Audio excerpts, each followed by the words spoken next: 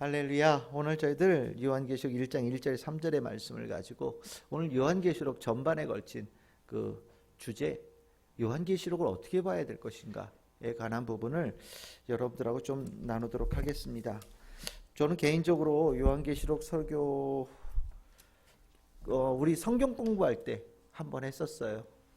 전에 요한계시록 전체를 성경 공부할 때 한번 다뤘었는데 설교 본문으로는 거의 다뤄본 적이 없는 것 같습니다. 뭐 설교하다 중간중간에 말씀을 이렇게 인용해서 설교한 적은 있었지만 오늘 저도 개인적으로는 괜히 하자고 그랬나? 뭐 이런 생각도 들었고요.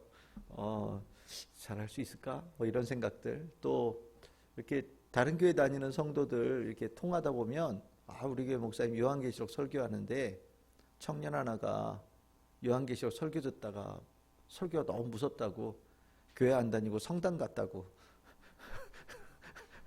뭐 그런 일도 있다고 얘기를 하니까 더 이렇게 떨리는 거 있죠. 그분이 그러시더라고요. 목사님은 아마 설교 요한계시록 본문 가지고 그렇게 설교 안 하실 것 같은데 맞아요. 저는 그렇게 설교 안 합니다. 요한계시록은 조금 특별한 책이긴 한데 그렇다고 아주 예외적인 책은 아니에요. 이게 무슨 소리냐면 우리가 요한계시록 그러면 요한계시록 전까지 있는 책들은 우리가 다 이해하고 받아들이고 뭐 마치 다 알고 있는 것처럼 이렇게 읽는단 말이죠. 근데 요한계시록 딱 들어가면 난 몰라. 잘 몰라. 그리고 여기에는 뭔가 비밀이 잔뜩 들어있고 이해하기 어려운 책이라고 우리가 요한계시록을 이렇게 먼저 선입견을 가지고 대하는 경우들이 있어요. 그런데 요한계시록도요, 뭐 여러 가지 상징들이나 뭐 여러 가지 숫자들 또 여러 가지 등장하는 이상한 존재들이 이렇게 나오잖아요. 근데 그런 것들도 이렇게 큰 그림에서 이렇게 보면 뭉뚱그려 보면 뭐 이렇게 막 세세하게 들어가면 꼬치꼬치 따지고 들어간다면은 막 복잡하게 생각할 수 있겠지만 큰 그림으로 보면 뭐 그냥 한꺼번에 퉁치고 이해할 수 있는 그런 정도의 상징들이 꽤 나와요. 우리가 이 요한계시록을 보면서 이 책을 어떤 것으로 봐야 될 것이냐에 대한 시각을 먼저 딱 고정을 해야 되는데 여러분들 먼저 이 요한계시록에 관한 책은요 앞으로 있을 일들에 대한 이야기를 해주는 데 초점이 있지 않아요. 우리가 요한계시록 그러면 앞으로 있을 일들이 어떤 일이 있다라고 모든 사람들에게 알려주는 책처럼 이 요한계시록을 얘기를 하는데 엄밀하게 얘기하면 앞으로 있을 일들에 대해서 누구한테 말했느냐가 훨씬 더 중요한 책이에요. 제가 지금 한 얘기 이해되시죠? 앞으로 있을 일들에 대한 이야기를 했는데 그 일들에 대한 이야기를 누구한테 했느냐 이게 훨씬 더 중요한 책이에요. 그러면 이 요한계시록은 누구한테 한 책이냐? 교회한테 한 책이에요.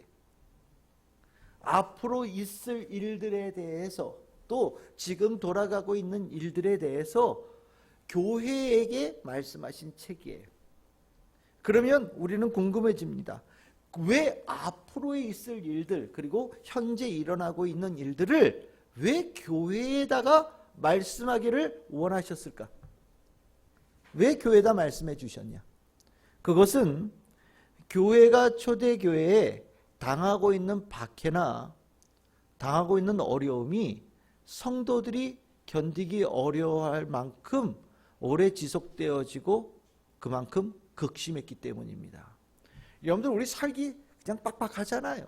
그냥 가만히 둬도 참 살기 힘든데 더군다나 신앙이 있는 것으로 인하여서 참 더 힘들어진다면 참 신앙을 내가 갖겠다라고 선택하기 그렇게 쉽지 않겠습니까? 그렇죠? 가만히 있어도 죽을 만큼 힘든데 신앙 때문에 더 힘들다. 그러면 교회 다녔던 사람들도 교회 안 다니고 예수 믿었던 사람도 뭐 예수님 믿는데 이렇게 힘들어. 뭐 예수님 믿는데 막 이렇게 죽어야 돼. 뭐 예수 믿어서 죽는다라는 게 뭐 예수님 말씀은 잠깐이면 끝나. 이렇게 얘기하셔놓고선 뭐 이렇게 길게 오래가. 이런 생각이 들면서 아무래도 이거 뭐 예수님만 얘기 뭐 이상한 것 같은데 뭔가 안 맞는 것 같은데 우리가 뭘 잘못 믿고 있는 것 같은데, 우리가 뭔가 잘못된 상황 속에 빠져 있는 것 같은데, 이런 생각들, 의심이 들 수 있잖아요. 그 상황 속에서 하나님께서 예수님에게, 예수님께서 천사에게, 천사가 요한에게, 요한이 교회의 교인들에게 하나님의 뜻을 쭉 전달해 주면서 교회로 하여금 이 어려운 때를 잘 이겨낼 수 있게끔, 그리고 이 상황이 어떻게 돌아가고 있는 상황인지를 알려주는 데에 이 요한계시록의 목적이 있다라는 거예요. 한마디로 얘기하면 세상에 박해를 당하고 있는 교회에게, 교회가 야 그래도 죽지 않아, 걱정하지 마, 이런 얘기해 주려고 쓴 책이 바로 요한계시록이라는 겁니다. 그러니까 우리가 이 부분을 놓치게 되면 어떤 문제가 생기냐면, 요한계시록 그러면 굉장히 무서운 얘기들, 심판 얘기들이 막 쫙 등장하잖아요. 그게 나한테 해당하는 얘기 같아요. 나한테.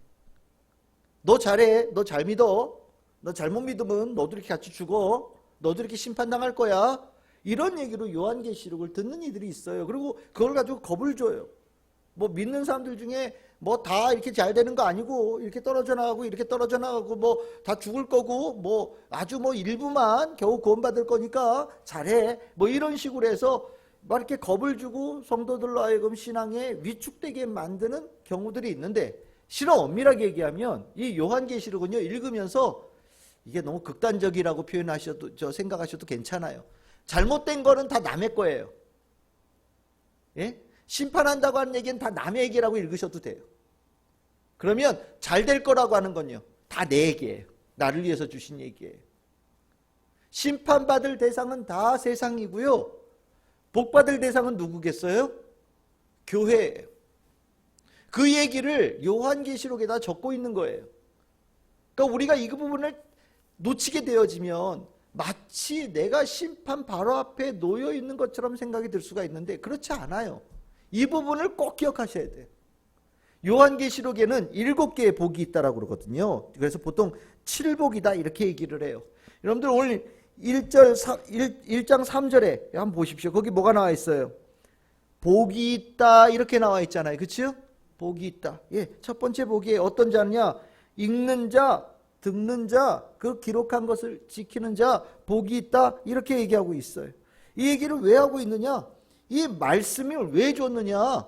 이 말씀이 이 환난의 때에 이겨낼 수 있는 하나님께 주신 약으로 주신 거예요. 이 말씀을. 그러니까 이 말씀을 기록한 사람도, 읽는 사람도 복이 있고요, 이 말씀을 듣고 있는 사람들 다 누구겠어요? 교회 안에 있는 사람들이잖아요. 그리고 이 말씀을 이렇게 마음에 새기고서 어떤 어려움이 있어도 하나님께서 나를 보호해 주셔라고 확실하게 마음에 신뢰를 갖는 사람들은 분명히 하나님께서 예배하신 복을 받는다라는 것이 이 요한계시록의 중요한 주제예요. 그러면 두 번째 복은 어디 나오냐? 14장 보십시오.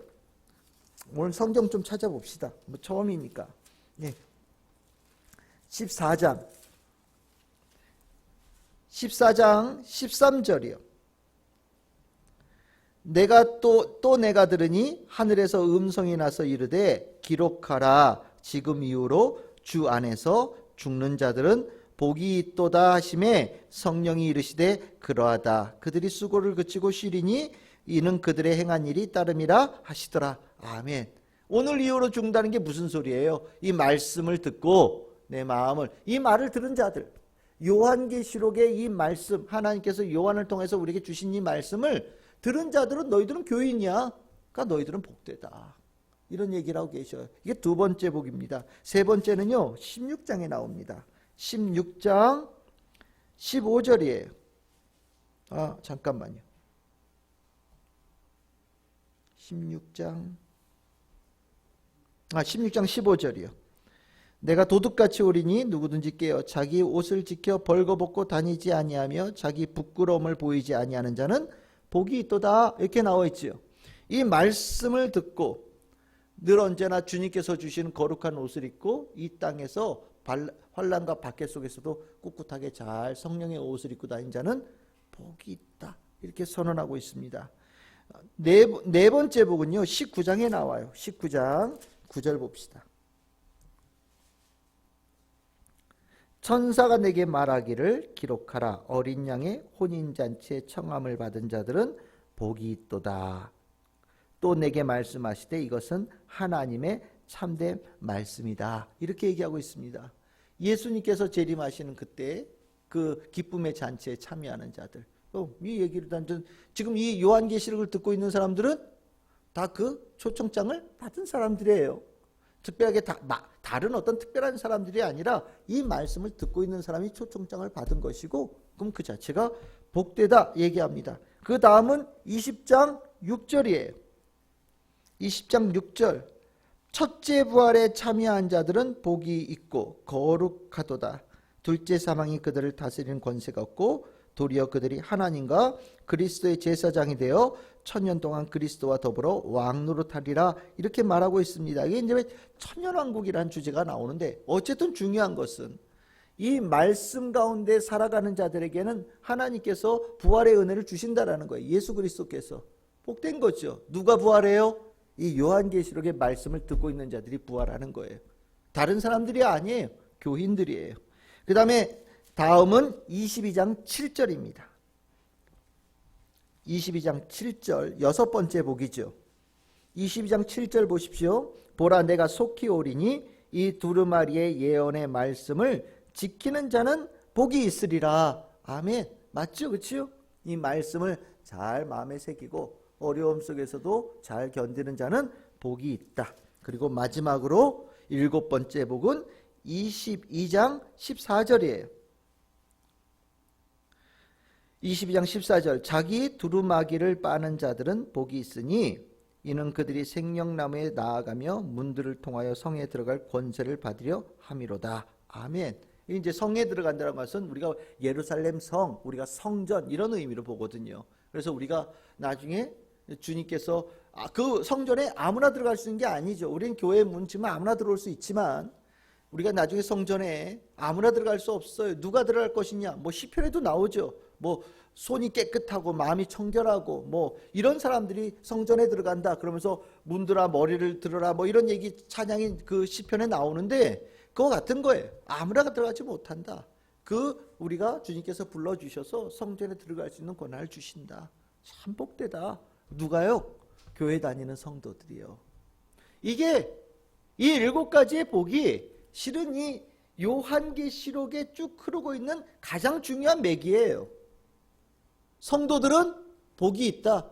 교회들은 복이 있다. 이 얘기를 하려고 하는 거예요. 그러니까 교회에서 떠나지 말아라. 끝까지 믿음 지키며 교회 안에 있어야 된다라는 것을 가르쳐 주는 겁니다. 우리가 이것을 놓치게 되어지고 나면 이게 성경 읽기가 굉장히 어려워지는 거예요. 우리가 마치 요한계시록을 제일 뒤에다가 제일 무서운 얘기 하나 붙여놓으시고 하나님께서 우리를 겁주신다라고 생각할지 모르겠는데 그렇지 않아요. 하나님께서 이 요한계시록의 말씀을 주신 것은 성도들에게 뭘 주시려고 주신 거라고요? 복을 주시려고 주신 것이다. 예비되어진 엄청난 복이 있다. 절대 놓치지 마라. 이제 다 왔다라고 말씀하시는 거예요. 참 요즘에 교회들이 이제 코로나 이렇게 지나가고 나서요. 교회들이 그동안에 못 모여가지고 좀 엄밀하게 얘기하면 교회가 조용했어요. 못 모이니까 교회가 조용했어요. 별일 없었어요. 오히려 만나는 것이 참 귀해서 참 이게 서로 싸울 일도 없었어요. 근데 참 코로나가 잠잠해지고 나니까요. 바로 인간의 이 악한 본성이 막 튀어나와요. 도로 그동안 참았던 것들 도로 튀어나오면서 교회 안에 이러고 저러고 문제들이 있는 교회들이 또 올라오고 있어요. 마지막에 저는 그 모습을 보면서 아니 교회를 왜 다녀? 저럴 것 같으면 교회를 다닌다는 게 이유가 뭐야? 라는 생각을 가져요. 여러분들 교회 얼마나 중요한지 여러분들 알고 계시지요? 이 교회는요 마지막에 주님께서 우리를 지키시기 위해서 세워주신 구원의 방주예요. 그런데 하나님께서 우리에게 구원의 방주를 주셨는데 그 안에 있는 성도들이 그 방주를 스스로 깨버리고 구멍 내가지고 파손시킨다? 정말 저는 개인적으로 참 이거 어리석은 일 아닌가. 할 일이 없어서 교회를 깨트리고 할 일이 없어서 교회 안에서 싸움박질을 해가지고 교회가 갈라지고 그래 어디 싸울 데가 없어서 욕할 데가 없어서 교회 안에서 서로들 욕하면서 이 중요한 시간에 그 중요한 곳에서 이상한 짓을 하고 있나? 라는 생각을 가져요. 교회는요, 하나님께서 마지막 때에 우리를 보호하시기 위해서 보내신 유일한 곳이에요. 이곳이 우리들의 생명을 살리는 곳이에요. 겉모양은 좀 이상해 보이고 뭐 때에 따라서는 조금 덜 빨리 가는 경우들도 있고 때에 따라서는 크지도 않고 자그마한 경우들도 있고 여기저기 오래된 것 같아서 삐걱거리는 소리가 날지라도 분명한 것은요, 우리 사도행전 보면서 알겠지만 풍랑 가운데도 그 배는 살아남아서 반드시 육지에 도착합니다. 가장 멍청한 사람이 풍랑에서 살아남지 못할 것 같다고 생각돼서 그 거룻배에 뛰어들어가지고 먼저 탈출하겠다고 나가는 사람들, 예? 아무 소망 없다고 배에 타고 있는 사람들 다 죽이고 그러고 나서 나도 같이 죽을래라고 얘기하는 사람들, 예? 제일 멍청한 짓이죠. 이 당시에 이 어려울 때 얼마나 많은 일들이 교회에 있었겠어요. 그런데 이 요한계시록에서는 그 교회를 정말 사랑하고 정말 지켜야 된다는 얘기를 아주 중요하게 하면서 그 교회 안에 있는 성도들 복 있다라고 얘기를 합니다. 그러면 이게 이제 한 가지 중요하게 머릿속에 두어야 될 거예요. 그러면 두 번째, 여기 이제 심판에 관한 얘기들이 많이 나와요. 우리는 심판이라고 하는 것이 성경에서 실은 제일 많이 나왔던 데가 어디냐면 구약 성경에 있는 예언서예요.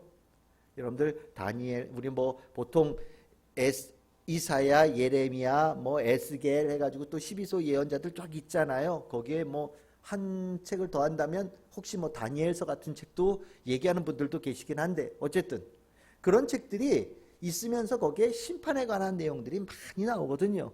근데 우리는 그 심판을 남의 얘기처럼 본단 말이죠. 남의 얘기처럼.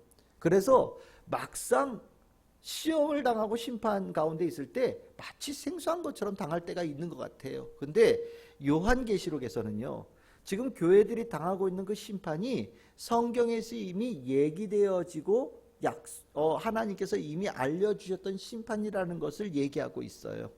그러면서 뭘 얘기를 하는 거예요? 당황하지 말라는 거예요. 이게 없던 일이 생긴 것이 아니고 뭐 정말 예상치 못한 일이 생긴 것이 아니라 하나님께서 이미 알려주신 그 일이 지금 되어지고 있는 과정이다라는 것을 알려주고 있어요. 그래서 심판에 대한 해석을 조금 훨씬 더 근거 있고 또 그것에 대해서 이해할 수 있는 자료들을 제공해 주는 책이 요한계시록이에요. 그래서 요한계시록에서 읽다 보면 구약 성경 중에서 다니엘서, 에스겔서, 스가랴서에 나와 있는 여러 가지 상징들이나 심판에 대한 내용들이 거의 똑같이 등장을 해요. 왜 그러냐?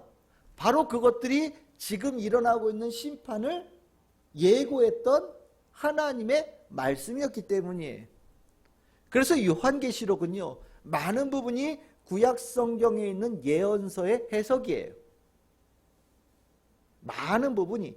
그러니까 이거를 신기하게 나 이거 처음 보는데 라고 만약에 그 요한계시록에 나와 있는 내용을 보고 있다면 구약 성경 안 읽은 사람이, 구약 성경에 나와 있는 심판의 내용을 별로 마음속에 두지 않고 읽었던 사람이에요. 만약 그런 사람들이 이 심판을 가운데 더한다면 굉장히 당황스러워하겠죠. 하지만 여기 구약 성경에 나와 있는 하나님의 이미 몇백 년 전에 주셨던 말씀이라는 것을 이렇게 이해하면서 읽고 나면 우리는 지금 지나가고 있는 교회의 박해나 어려움이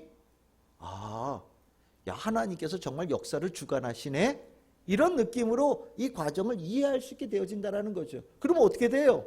박해나 어려움이 하나님에 대해서 불신하게 만드는 것이 아니라 오히려 하나님을 더 신뢰하게 되어지는, 더 성경을 깊이 묵상하고 이해하기 위해서 노력하는 자들로 바꿔지는 역사가 일어난다는 거죠.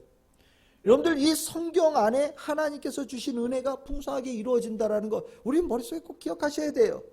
심판에 대한 내용은 새로운 게 아니다. 이미 약속되어지고 예견되어져 있던 일들이 실행되어지는 것뿐이니 너무 당황스러워하지 말고 이 심판을 잘 이해하고 가야 된다라고 말씀하셨다는 걸 기억하셔야 됩니다. 그리고 심판의 대상은 아까 누구라고요? 세상이다. 심판의 대상은 세상이다. 남의 얘기예요. 심판의 대상은 세상이다.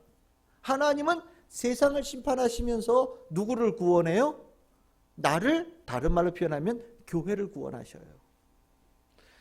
다니엘서, 에스겔서, 스가랴서 이런 책들에 나와 있는 예언들의 그 심판의 내용이 결국 궁극적으로 보면 이방 나라들에 대한 심판이거든요. 그리고 나면 그 심판이 결국 이스라엘 백성들을 구원하는 데 쓰여지는 하나님의 손길로 작용한단 말이죠. 이것이 요한계시록에서 심판에 대한 이야기를 하고 있는 중요한 이유예요. 결국 우리는 구원받는다는 확신을 주기 위해서 요한계시록의 말씀을 주고 있다.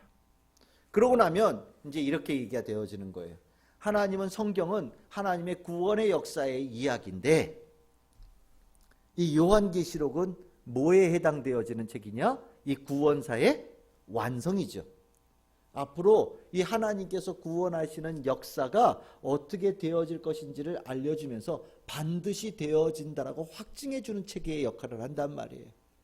우리는 하나님께서 구원하신다는 약속을 받았지만 지금 보니까 뭐 구원하고 점점 멀어지는 것 같다는 느낌이 막 들 때가 있단 말이죠.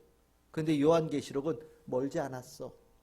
하나님께서 구원의 때가 완성을 하실 그 계획을 가지고 계시고 너희들은 지금 그 막바지에 있는 존재들이야. 그러니까 교회들아 힘을 내렴, 이렇게 말씀하시는 의미로 요한계시록을 주셨다라는 거예요. 그래서 그 마지막에 구원사의 제일 마지막에 이루어질 이 모습은 도대체 그러면 구원사의 마지막의 모습은 어떤 모습일까? 이미 여러분들 다 알고 계세요. 이게 뭐냐면 창세기 시작할 때 하나님께서 천지를 창조하시고 에덴 동산을 창조하셨던 그 아름다운 모습이 요한계시록에 그대로 재현되어지는 이미지로 나와요. 이게 무슨 소리냐면 여러분들 이 에덴 동산이 있었죠? 나중에 이 요한계시록에서 구원사가 완성되어질 땐 새로운 에덴 동산의 이미지로 표현되어져요. 여기에 여러분들 에덴 동산에 생명나무 있었죠? 여기도 생명나무가 나와요. 그리고 여기에 그 새 하늘과 우리 창조했잖아요. 그런데 요한계시록에서 뭐가 나와요? 새 하늘과 새 땅이라는 것이 나와요. 그러니까 결국 요한계시록을 이렇게 구원사의 완성이라고 본다면 하나님께서 제일 먼저 창조하셨던 그 아름다운 복된 모습이 죄로 인하여서 막 무너졌잖아요. 그런데 하나님께서 원래 창조하셨던 그 모습을 다시 회복시키신다. 그러면 그 에덴 동산에 살았던 아담, 하와 얼마나 행복했을까요? 그죠? 네. 뭐 나무들도 있고 물도 흐르고, 그죠? 똑같아요.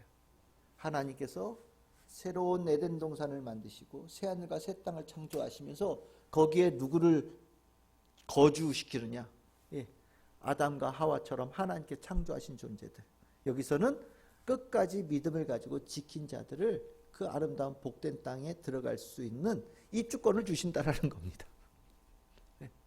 그러니까 우리는 새 하늘과 새 땅, 하나님의 창조의 그 아름다운 모습이 회복되어질 때 그 땅에 거할 자격을 가진 자다. 이게 구원사의 완성이다라는 거예요. 하나님은 망가진 창조의 세계가 인간의 죄로 인하여서 그대로 머무는 것을 원치 않으신다라는 거예요. 여러분들 미래에 대한 영화를 보면 막 사람들 사이에 더 많이 갈라지고 더 비참해지고 막 서로 막 죽이고 막 그 계급이 더 극명하게 나눠지고 자원도 부족한데 막 누가 일부가 독점하고 이런 암울한 이야기들의 그 영화들이 많이 나오잖아요. 실은 우리가 미래에 대한 영화를 쓰는 사람들이, 시나리오를 쓰는 사람들을 보면 미래에 대한 전망이 굉장히 암울해요. 정말 암울해요. 누구도 미래에 대해서 장밋빛이다, 미래가 너무너무 행복할 것이다, 이렇게 그리질 않아요. 우리들 안에 누가 가르쳐준 것도 아니에요. 인간의 마음속에 우리 스스로에게는 소망이 없다는 걸 스스로 느끼기 때문입니다. 조그만 문제 생겨도 막 사재기해가지고 난리 나잖아요. 예? 뭐 좀 모자라다 그러면 막 당장 필요 없는 데가 줄 서잖아요. 그치요? 오늘 당장이라도 은행 하나 망해봐요. 아마 그러면 오늘 이제 밤새가지고 저 은행 앞에가 줄 서 있을 거예요. 돈 나내려고. 그치요? 사람들이 그렇단 말이죠. 그럼 막 먼저 쓰겠다고 싸우고 난리 날 거란 말이죠. 인간 안에 있는 본성은요, 창조되어진 세계를 날마다 파괴시키면서 가는 거예요. 그런데 하나님께서 그것을 그냥 두시느냐? 안 두신다라는 거예요. 내가 만든 아름다운 세계를 내가 다시 회복시킬 거다. 내가 그렇게 한다라는 것을 너희들 믿냐? 믿습니다. 그럼 입주권 주신다는 거예요. 에이, 근데 하나님 사라진 지 오랜데요. 내가 하나님 못 믿겠는데요. 그러면 입주권 박탈 없어. 그럼 심판. 너희는 세상이야. 너희는 세상이야. 너희는 교인이 아니야. 라고 얘기한다라는 겁니다. 그래서 실은 이 요한계시록의 마지막의 모습은요, 새로운 것이 아니라 있던 것의 재현이고요, 원래 있었던 것을 하나님께서 회복하시는 모습이 등장하는 것이 요한계시록이다. 그 얘기를 하고 있다라는 겁니다. 그러면 이 이제 구원사의 완성의 마지막 앞에 실은 이 지금 교인들이 살아가고 있는 이 세계, 그건 왜 이렇게 어렵냐? 왜 이렇게 어렵냐? 곧 오신다고 하셨는데 왜 도대체 예수님은 곧 안 오시고 이렇게 어렵냐? 이거 해석해 줘야 되잖아요. 요한계시록에서 그 부분을 얘기를 할 때 어떻게 얘기하냐? 신앙의 싸움을 지금 성도들이 해가고 있는 것이다. 지금 우리는 너희들은 전쟁터 한가운데 있는 것이다. 좀 이따 말씀드리겠지만 요한계시록에 아주 인상적인 교회가 몇 개가 나옵니까? 7교회가 나오죠. 그 7교회는요, 전쟁 한가운데 있는 교회들이에요. 어떤 교회는 처음엔 잘 싸웠는데 지금은 좀 지리멸렬한 교회도 있고요. 어떤 교회는 그 가운데 완전히 깨져가지고 와야 된 것처럼 보이는 교회들도 있어요. 어떤 교회는 어려운 상황 속에도 잘 버티고 나가는 교회들도 있단 말이죠. 근데 중요한 거는 그 7교회가 다 하나님께서 돌보시는 교회라는 걸 여러분들 기억하셔야 됩니다. 우리는 어떤 교회는 나쁜 교회, 저런 교회처럼 되지 말아야 돼. 어떤 교회는 하나님께서 버린 교회, 이렇게 생각하는 경우도 있는데 그렇지 않아요. 7교회는요, 주님 안에서 열심히 싸워가고 있는 교회예요. 무릇 지금 중간에 문제들이 생겨서 어려움이 생겨서 힘을 제대로 내지 못할지라도 그 교회는 여전히 교회거든요. 이 교회들 안에 있는 성도들에게 너희들의 지금 문제는 뭐야? 너희들은 지금 이 문제 때문에 헷갈리고 있는 거야. 너희들은 이것 때문에 힘이 빠져 있는 거야. 라고 하나님께서 예수님을 통해서, 예수님께서 요한이 교회들에게 알려주고 있으면서 이겨내라고 격려하고 있는 책입니다. 그러니까 이 요한계시록은 읽고 나면 마치 바카스 먹은 것처럼 힘이 번쩍 나야 돼요. 정신 번쩍 나는구나. 하나님께서 나를 지켜보고 계시는구나. 우리를 지켜보고 계시는구나. 우리가 여기 교회에 있는지 아무도 몰라. 우리는 정말 작은 교회라서 아무 힘도 없어. 우리는 돈도 없는 교회라서 할 일도 아무것도 하지도 못해. 우리 스스로는 막 여러 가지 이유를 들어서 교회 같지 않다고 생각할지 모르지만 하나님께서는 모든 교회를 중요하게 보시고 다 카운팅하고 계시고, 그 교회들이 지금도 사단마귀와 싸워가면서 영적 싸움을 싸워가고 있는 그 모습 자체를 귀하게 보신다라고 이 요한계시록에서는 격려하고 있는 책이에요. 그러니까 결국 우리를 향하신 격려라고 보셔도 되겠어요. 우리는 고전에도 계속 싸워가면 돼요. 싸워갈 수 있도록 하나님께서 힘을 베풀어 주실 거예요. 또 고전하는 것이 잠시 지나가고 능히 사단마귀를 이겨낼 수 있는 힘도 우리가 가질 수도 있습니다. 그건 교회를 통해서 주시는 축복이에요. 이게 요한계시록에서 하는 말이에요. 그러니까 여러분들 요한계시록에서 이상한 상징이나 여러 가지 코드를 가지고 사람들에게 여기에 나오는 사람이 바로 접니다. 이거 다 가짜죠. 이거 다 가짜인 거예요. 요한계시록은 그런 책이 아니에요. 실은 굉장히 보편적인 책이에요. 큰 그림은 굉장히 단순한 책이에요. 근데 그거를 큰 그림을 보여주지 않고 세부적으로 들어가서 뭐는 뭐고 이렇게 얘기하다 보니까 성도들이 큰 그림을 보지 못하고 자그마한 것에서 헷갈리기 시작하는 거예요. 그렇지 않아요. 큰 그림은 교회와 세상을 딱 이분화해가지고요, 교회 승리하게 해주신다는 얘기를 하고 있는 책이 바로 이 요한계시록이에요. 그래서 여러분들 제가 오늘 이 종이를 나눠드렸죠. 이 종이, 이 구조를 보십시오. 이 요한계시록의 구조에 대한 이야기들을 참 여러 가지로 얘기를 해요. 수도 없는 게 있어요. 정말 학자들마다 다 달라요. 근데 가장 간단하게 표현한 게 바로 이 구조예요. 요한계시록은요, 크게 4개의 환상으로 구성되어 있어요. 그냥 간단하게 얘기하면 4개의 환상으로 되어 있어요. 4개의 환상으로. 네 개의 환상으로 되어 있는데 첫 번째 일곱 촛대가 나오죠. 그렇죠? 일곱 촛대가 뭐예요? 일곱 교회예요. 교회예요. 교회. 그리고 나면 두 번째 환상이 좀 길어요. 일곱 인, 일곱 나팔, 일곱 대접인데 대첩이라고 되어 있네. 대접입니다. 이게 뭐예요? 심판이죠. 아까 심판은 누구한테 행한다고 그랬어요? 세상이요. 세상. 그러니까 여기 나와 있는 일곱 인, 일곱 나팔, 일곱 대접은요. 다 세상에 대한 심판을 얘기하는 거예요. 기본적인 구조가 그래요. 그럼 세 번째 환상은 뭡니까? 큰 성 바벨론이죠. 이 큰 성 바벨론은 대표적인 세상의 권력을 대표하는 상징적인 존재예요. 그러니까 두 번째 환상과 세 번째 환상은 같은 거예요. 그러면 이 바벨론은 어떻게 되겠어요? 심판받겠죠. 그렇죠? 그럼 네 번째 환상, 여기 거룩한 성 새 예루살렘, 이거 뭡니까? 이게 바로 교회예요. 제일 첫 번째 환상에 나왔던 일곱 교회, 그것의 모습이란 말이죠. 첫 번째, 두 번째 환상이 현재에 관한 이야기라면 세 번째, 네 번째 환상은 미래에 관한 이야기예요. 첫 번째, 두 번째 현재에서 교회는 어려움을 당해요. 반면에 세상의 힘은 엄청 셉니다. 하지만 하나님께서 곧 세상의 권세에 대해서 일곱 개의 인, 일곱 개의 나팔, 일곱 개의 대접의 이 심판을 내리시면서 초토화시키실 거예요. 그때 교회는 살아남느냐? 당연히 살아남죠. 어떻게 믿냐? 여러분들 알고 있잖아요. 애굽에서 이스라엘 백성들이 종살이할 때 하나님께서 10개의 재앙으로 이스라엘 백성들을 구원해내셨어요. 그때 10개의 재앙 내릴 때 이스라엘 백성들이 받았습니까? 절대 받지 않았어요. 똑같은 거예요. 구조가. 그 10개의 재앙을 내렸던 것처럼 하나님의 교회에는 재앙이 내려도 아무 해가 되어지지 않고 정말 쪽집게처럼 세상만 아주 하나님께서 박살내게 깨트린다라는 거예요. 그게 하나님께서 조만간에 이루실 일이다. 그럼 앞으로 어떻게 되겠냐? 그 세상의 권세가 하나님의 맞서 싸워서 이겨보겠다고 대적하는 데가 올 때다. 그게 큰 성 바벨론이라고 얘기를 해요. 하지만 완전히 박살날 거다. 마치 출애굽 앞에 큰 바다가 있었던 것처럼 그 바다 엄청난 혼돈의 세력, 죽음의 세력이잖아요. 바로보다 훨씬 더 센 세력이거든요. 거기 들어가면 다 죽어요. 그런데 하나님께서 어떻게 하셨어요? 그 가운데 길을 내시죠. 그리고 그 바다에 애굽의 군대를 다 수장시켜 버리시잖아요. 똑같은 거예요. 하나님의 대적되어진 자 바다 속에서 수장돼서 다 끝내버리실 거다. 그럼 어떻게 됩니까? 하나님께서 이스라엘 백성들을 데리고 가나안 땅에 가듯이 하나님께서 이스라엘 백성 이 교회에게 새 하늘 거룩한 성을 주셔서 그것에 들어가는 은총을 주실 것이다. 이해되십니까? 요한계시록 굉장히 간단한 책이에요. 이렇게 보면 이 구조를 이해하고 나면 누구든지 이해할 수 있어요. 이게 어려운 책이 아니에요.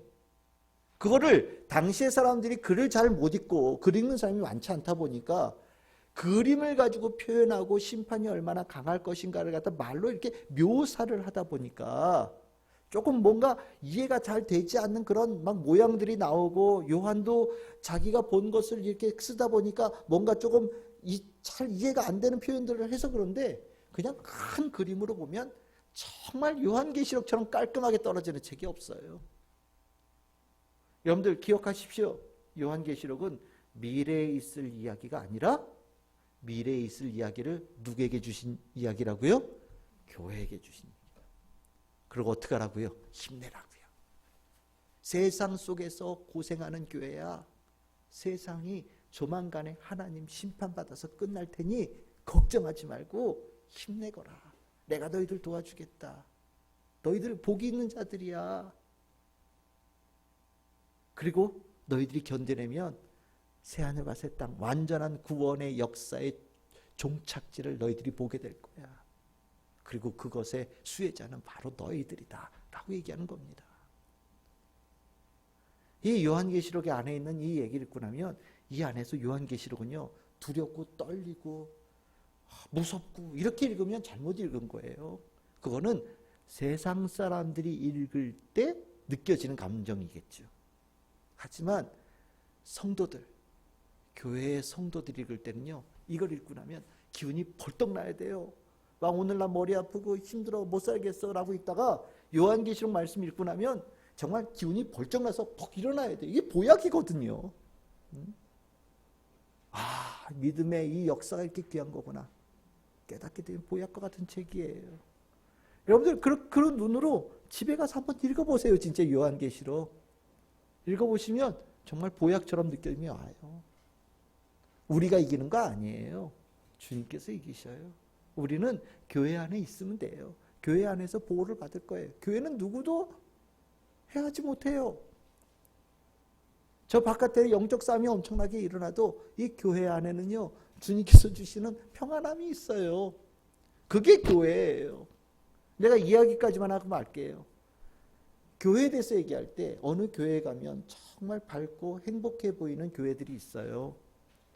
우리 교회에 대해서 말씀하시는 분들 중에 그런 말씀하시는 분들이 참 많아요. 목사님 교회 가봤더니 성도들이 너무 행복해 보여요.